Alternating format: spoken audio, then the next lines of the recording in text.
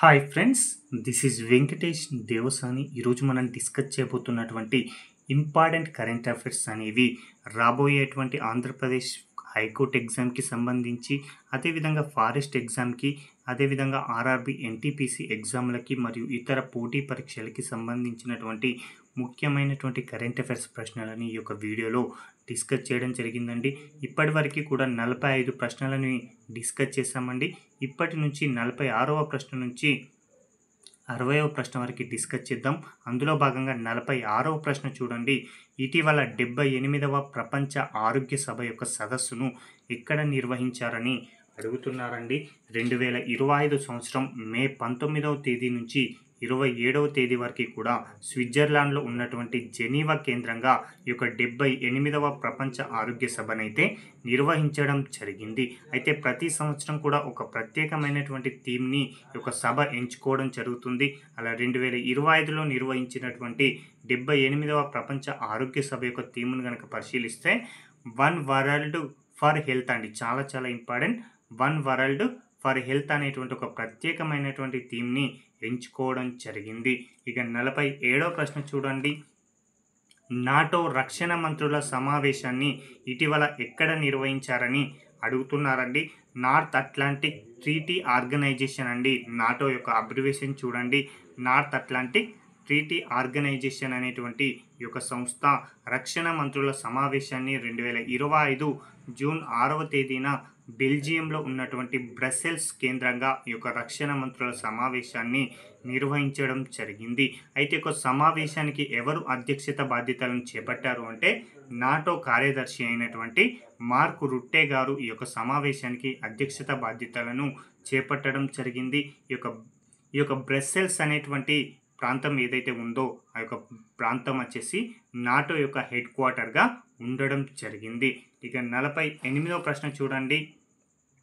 ఇటీవల రాజరామన్న చైర్ అవార్డును దక్కించుకున్నది ఎవరు అని అడుగుతున్నారండి. 2025 సంవత్సరంలో ఈ యొక్క రాజరామన్న చైర్ అవార్డును అయితే ప్రదానం చేయడం జరిగింది. అయితే ఒక అవార్డును ఐఐసిటి మాజీ శాస్త్రవేత్త అయినటువంటి డాక్టర్ మనోరామ సుంకరవర్దిరెడ్డి గారు అందుకోవడం జరిగింది. మనోరామ అని గుర్తుంచుకుంటే సరిపోతుందండి.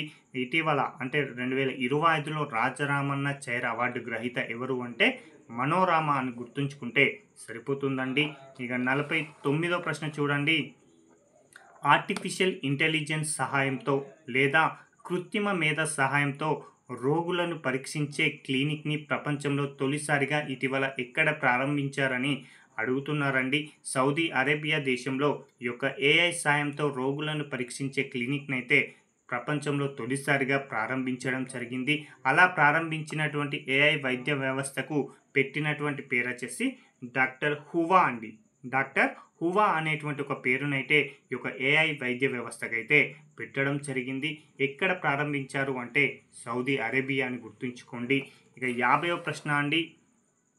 2024-25లో భారతదేశంలో అత్యధికంగా ఎఫ్డిఐలను అంటే ఫారిన్ డైరెక్ట్ ఇన్వెస్ట్మెంట్లను పెట్టినటువంటి దేశం ఏది అని అడుగుతున్నారండి. ఇది మోస్ట్ ఎక్స్పెక్టెడ్ ప్రశ్న అండి. అది రాబోయే ఎకానమీ పాయింట్ ఆఫ్ వ్యూలో మాత్రం ఇది చాలా వరకు ఇంపార్టెంట్. కరెంట్ అఫైర్స్లో కూడా చాలా ఇంపార్టెంట్ అండి. మన భారతదేశంలో అత్యధికంగా విదేశీ ప్రత్యక్ష పెట్టుబడులను పెట్టినటువంటి మొదటి దేశంగా అంటే అత్యధికంగా 2024-25లో పెట్టిన మొదటి దేశం వచ్చేసి సింగపూర్ అండి. ఏకంగా $14.95 బిలియన్ భారతదేశంలో పెట్టుబడిగా తీసుకురావడం జరిగింది. 2వ స్థానంలో మారిషస్ ఉండగా 3వ స్థానంలో అమెరికా, 4వ స్థానంలో నెదర్లాండ్ ఉండడం జరిగింది. కాబట్టి వీటి యొక్క వరుస క్రమం పైన కూడా ఎగ్జామినర్ ప్రశ్న అడగవచ్చు. సింగపూర్, మారిషస్, అమెరికా, నెదర్లాండ్ అండి. చాలా చాలా ఇంపార్టెంట్. ఇక మరొక ప్రశ్న. ప్రపంచంలోనే అతిపెద్దదైనటువంటి భారీ జల విద్యుత్ ప్రాజెక్టు పనులను ఇటీవల ఏ దేశం చేపట్టిందని అడుగుతున్నారండి. ప్రపంచంలోనే అతిపెద్ద భారీ జల విద్యుత్ ప్రాజెక్టును చైనా దేశం అనేది ఇటీవల ప్రారంభించిందండి. అలాంటి పనులను చైనా ప్రధాని అయినటువంటి లీ కియాంగ్ గారు ప్రారంభించారండి. అయితే ఈ యొక్క అతిపెద్ద భారీ జల విద్యుత్ ప్రాజెక్టుని బ్రహ్మపుత్ర నది పైన ప్రారంభించారండి. ఈ యొక్క బ్రహ్మపుత్ర నదిని టిబెట్లో యార్లుంగ్ సాంగ్పో అని పిలవడం జరుగుతుంది. కాబట్టి ఎగ్జామ్ పాయింట్ ఆఫ్ వ్యూలో అడుగుతారండి, ప్రపంచంలోనే అతిపెద్ద భారీ జల విద్యుత్ ప్రాజెక్టును ఏ నదిపై నిర్మించారంటే ఆప్షన్లో బ్రహ్మపుత్ర నది ఉంటే బ్రహ్మపుత్ర నది పెట్టండి, లేదా యార్లాంగ్ సాంగ్పో ఉంటే యార్లాంగ్ సాంగ్పో పెట్టండి. చాలా చాలా ఇంపార్టెంట్. ఇక మరొక ప్రశ్న అండి, 52వ ప్రశ్న.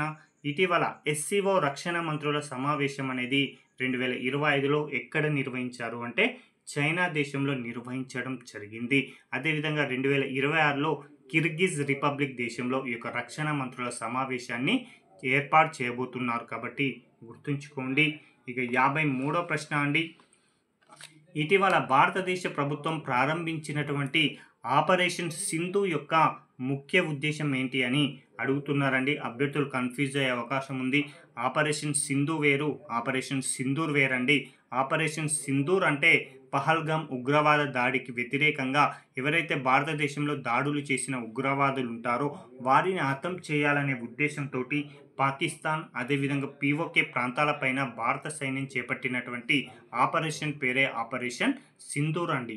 అయితే ఇది ఆపరేషన్ సింధు అండి. ఈ యొక్క ఆపరేషన్ సింధు యొక్క ముఖ్య ఉద్దేశం ఏంటి అంటే 2025లో ఇరాన్ అదేవిధంగా ఇజ్రాయెల్ దేశాల మధ్య యుద్ధం అనేది ప్రారంభమైంది. ఈ యుద్ధం సందర్భంలో ఇరాన్ దేశంలో ఎవరైతే భారతీయులు చిక్కుకున్నారో వారిని సురక్షితంగా భారతదేశానికి తీసుకురావాలనే ఉద్దేశంతో ఈ యొక్క ఆపరేషన్ సింధునైతే భారత ప్రభుత్వం ప్రారంభించిందండి. అయితే ముందుగా దీనిని ఇరాన్ దేశంలో ఉన్నటువంటి భారతీయులను సురక్షితంగా రప్పించడానికి ప్రారంభించారు.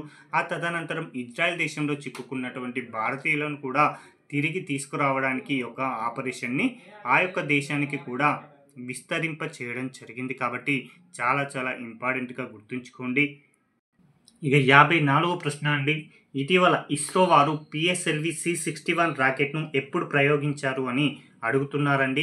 2025 మే 18వ తేదీన ఆంధ్రప్రదేశ్ రాష్ట్రంలో ఉన్నటువంటి షార్ 1వ ప్రయోగ వేదికగా ఈ యొక్క పిఎస్ఎల్వి C61 అనేటువంటి రాకెట్ను ప్రయోగించడం జరిగింది. ఈ యొక్క ప్రయోగం ద్వారా ఏ ఉపగ్రహాన్ని నింగిలోకి తీసుకెళ్లారు అంటే EOS 0409 అనేటువంటి రిషాట్ 1B ఉపగ్రహాన్ని అయితే నింగిలోకి ఈ యొక్క ప్రయోగం ద్వారా తీసుకెళ్లడం జరిగిందండి.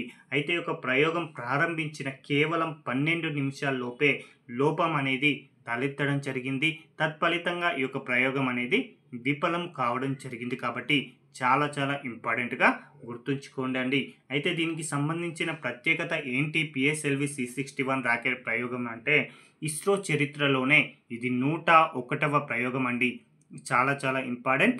ఇస్రో చరిత్రలోనే 101వ ప్రయోగాన్ని గుర్తించండి అని, లేదా ఇస్రో ఇటీవల ప్రయోగించినటువంటి 100 నుంచి 104 వరకు లేదా 100 నుంచి అటు 98, 97 ఒక వైపు ఇచ్చి మరొక వైపు ఆ యొక్క రాకెట్ల పేరిచ్చి జతపరచండి అని అడగడానికి అవకాశం ఉందండి. కాబట్టి ఇస్రో చరిత్రలో 101వ ప్రయోగం C61 అండి. అక్కడ 61 ఉంది, ఇక్కడ 101 ఉంది. కాబట్టి ఆ విధంగా గుర్తుంచుకోండి. అయితే పిఎస్ఎల్వి సిరీస్ ఉంటుంది కదా, ఆ యొక్క సిరీస్లో ఇది 63వ ప్రయోగం అండి. చాలా చాలా ఇంపార్టెంట్ అండి. పిఎస్ఎల్వి సిరీస్లోనేమో ఇది 63వ ప్రయోగం, ఇస్రో చరిత్రలో ఏమో 101వ ప్రయోగం. అయితే ఇప్పటివరకు కూడా పిఎస్ఎల్వి సిరీస్లో 3 మాత్రమే వైఫల్యం చెందాయండి. అందులో ఒకటి 1993లో పిఎస్ఎల్వి D1 అండి. దీని ద్వారా IRS-1 అనేటువంటి ఒక ఉపగ్రహాన్ని ప్రయోగించి విఫలం చెందడం జరిగింది.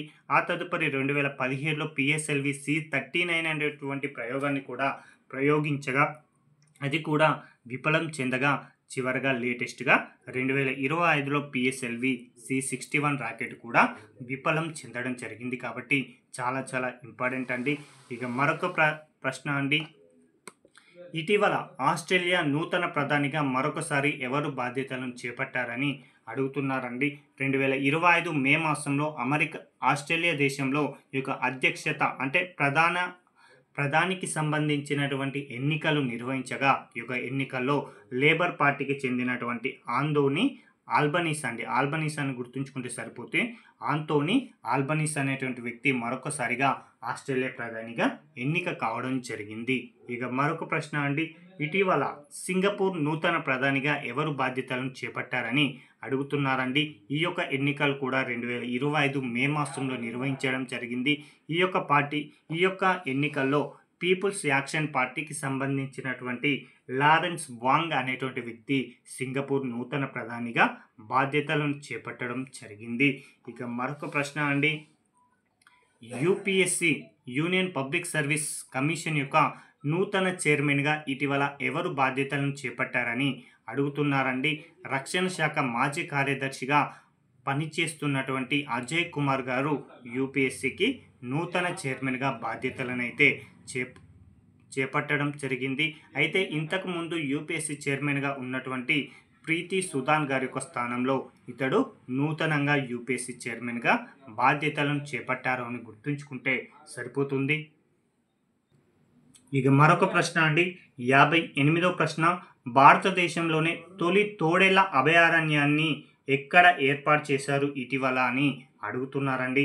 జార్ఖండ్ రాష్ట్రంలో ఉన్నటువంటి లతేహార్ జిల్లాలో ఉన్నటువంటి మహు వాడనార్ అండి, చాలా చాలా ఇంపార్టెంట్. మహు వాడనార్ అనేటువంటి శాంక్చురీలో ఈ యొక్క భారతదేశంలోనే తొలి తోడేళ్ల అభయారణ్యాన్ని ఏర్పాటు చేయడం జరిగిందండి. ఈ యొక్క అభయారణ్యం యొక్క విస్తీర్ణం కనుక పరిశీలిస్తే 63 చదరపు కిలోమీటర్ల విస్తీర్ణంలో దీనిని ఏర్పాటు చేయడం జరిగిందండి. బూడిద రంగు తోడేళ్లను ఇక్కడ సంరక్షించడం జరుగుతుంది.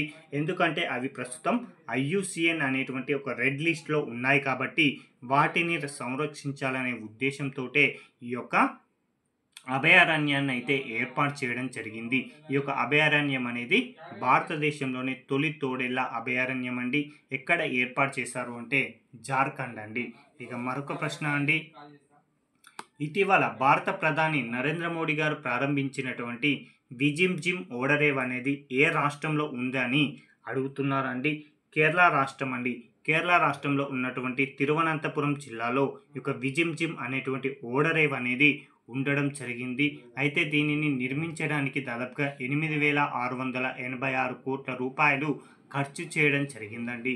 అలాంటి ప్రతిష్టాత్మకమైనటువంటి ఓడరేవుని 2025 మే 2వ తేదీ నాడు భారత ప్రధాని నరేంద్ర మోడీ గారు ప్రారంభించారండి. అయితే ఈ యొక్క ఓడరేవును నిర్మించినటువంటి సంస్థ లేదా కంపెనీ ఏది అంటే Adani ports and special economic zone వారు ఈ యొక్క పోర్ట్ను అయితే నిర్మించారు. కాబట్టి ఎగ్జామ్ పాయింట్ ఆఫ్ వ్యూలో అడుగుతారండి, విజిమ్ ఓడరేవు ఏ రాష్ట్రంలో ఉందంటే కేరళ రాష్ట్రం అని గుర్తుంచుకోండి. దీనిని ఎప్పుడు ప్రారంభించారు అంటే 2025 మే 2 అండి. దీనిని ఎవరు నిర్మించారు అంటే అదానీ కంపెనీ అని గుర్తుంచుకుంటే సరిపోతుందండి. ఇక మరొక ప్రశ్న అండి, ప్రపంచ మహిళల చెస్ ఛాంపియన్ 2025 ఎవరు నిలిచారని అడుగుతున్నారండి. అయితే క్లాసికల్ ఫార్మాట్లో వరుసగా 5వసారి చైనా గ్రాండ్ మాస్టర్ అయినటువంటి జువెన్ జూన్ అనేటువంటి మహిళ విజేతగా నిలవడం జరిగింది. అయితే ఫైనల్ వచ్చేసి జువెన్ జూన్ అండి చైనా దేశానికి సంబంధించినటువంటి క్రీడాకారిణి, అదేవిధంగా టాన్ జోంగి చైనా దేశానికి సంబంధించిన క్రీడాకారిణి అండి. ఇద్దరు కూడా ఒకే దేశానికి సంబంధించినటువంటి వారు ఫైనల్లో తలపడగా ఫైనల్లో 6.5, 2 పాయింట్ల తేడాతోటి ఆమె ఓటమి చెంది తత్ఫలితంగా విజేతగా జువెన్ జూన్ అనేటువంటి మహిళ నిలవడం జరిగింది. ఓకేనా. ఈ యొక్క పోటీలు అనేవి షాంఘైలో నిర్వహించారండి. మీకు అభ్యర్థులు కన్ఫ్యూజ్ అయ్యే అవకాశం ఏంటంటే ఇటీవల ఫిడే మహిళల చెస్ ఛాంపియన్షిప్ జరిగిందండి, అది వేరు, ఇది ప్రపంచ మహిళల చెస్ ఛాంపియన్ ఇది వేరు. కాబట్టి గుర్తుంచుకోండి, ఫిడే అని గనక ఇస్తే ఆ యొక్క విజేత దివ్యా దేశ్ముఖ్ గారండి, మహారాష్ట్రకు సంబంధించిన మహిళ. అయితే ఇందులో మాత్రం ఈ యొక్క ప్రపంచ మహిళల చెస్ ఛాంపియన్ వచ్చేసి ఎవరు నిలిచారు అంటే జువెన్ జూన్ అని గుర్తుంచుకుంటే సరిపోతుందండి. ఇవండి ఈ రోజుకు సంబంధించిన ముఖ్యమైన కరెంట్ అఫైర్స్ ప్రశ్నలు. వీటికి సంబంధించిన పీడిఎఫ్లు మన టెలిగ్రామ్ ఛానల్లో అందుబాటులో ఉన్నాయి. కాబట్టి ఇప్పటి వరకు కూడా చేసినటువంటి 60 ప్రశ్నలను ఒకే పీడిఎఫ్ రూపంలో ఈరోజు మన టెలిగ్రామ్ ఛానల్లో అందుబాటులో ఉంటుంది. Thank you.